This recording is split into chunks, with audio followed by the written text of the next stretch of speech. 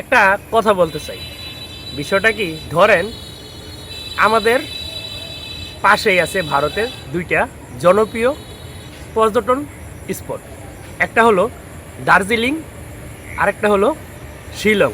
আর অনেক কিছু আছে, কিন্তু এই দুইটা মোটামুটি সবারই প্রিয় বা সবাই এই জায়গায় ঘুরতে যায়। তো একটা সময় দেখলেন কি, ওইখানে কিছু হামলা হইল।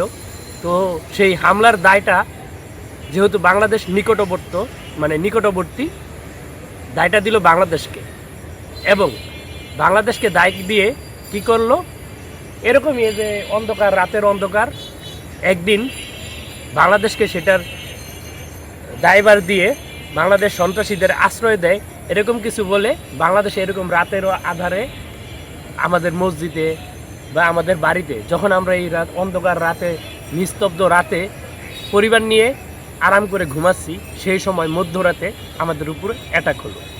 এরকমটা হতে পারে, কিন্তু যেমনটা পাকিস্তানে হয়েছে বাংলাদেশে এরকম হইতে পারে।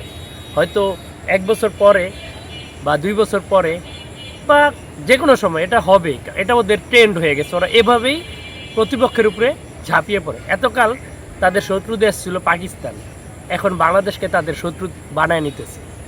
তো বাংলাদেশের তো সেই সামর্থ্য নাই। এত উন্নয়নের কথা আমরা শুনি, অথচ আমাদের সামরিক শক্তি যে কত দুর্বল সেটা আমরা হারে হারে টের পাই। পাকিস্তানের থেকে বাংলাদেশ অনেক বেশি আগে আছে, অনেক কিছু আমরা দেখছি, কিন্তু সেই পাকিস্তান থেকে যে আমরা প্রতিরক্ষায় কত পিছায়া, সেটা কিন্তু হারে হারে টের পাবো হয়তো কোনো একদিন।